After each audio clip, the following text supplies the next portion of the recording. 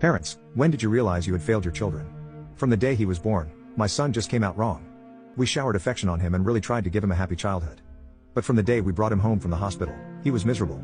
He cried for 13 months straight. He cried until he had no voice left and kept crying. You could see his little face scrunched up and no sound coming out, totally hoarse. Once he got over the crying stage, we thought we were out of the woods. But it quickly became clear that he was just angry at being alive. I never saw that kid have a genuine, joyous smile once in the time I knew him. I saw him grin a vicious, horrible grin many times. He took a perverse pleasure from causing pain or suffering or breaking a rule, but a smile from real pleasure at something nice? No, never. Not once. He had no interest in anything positive. He was fueled by hate, and everything he did was bent toward that. As soon as he could walk, his mission in life was to destroy things. He would break or try to break anything that came in his range. When he grew older, he became more and more unmanageable. Therapy and meds were hopeless.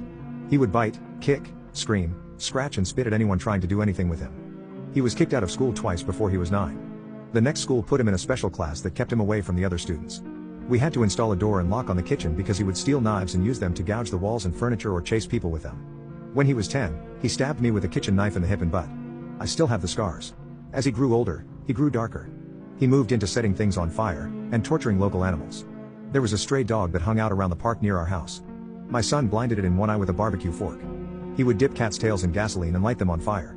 He became a violent, stinking, vicious beast that lived in our house. When my son was 16, my wife got pregnant again. I can't tell you how different our reaction was. Instead of joy, we felt horror. My son had been such an unending nightmare for 16 years. We couldn't take the idea of starting again from the beginning. We talked a lot about terminating, but in the end, we decided that my wife would have the baby. If it turned out evil, we would put it up for adoption. We knew we just couldn't do it again with another child like our son. We had a daughter. She was normal. Suddenly we saw what our lives should have been like the whole time. How things would have been had our son not been himself. She laughed at things and was happy. After 4 months, she was sleeping through the night. I can't describe the relief and happiness that we both felt. Up until that time, whatever mistakes I made, I'd always tried to do the best for my son. I tried to love him and care for him, I really tried. But when my daughter was born, my wife and I both instinctively just turned toward her.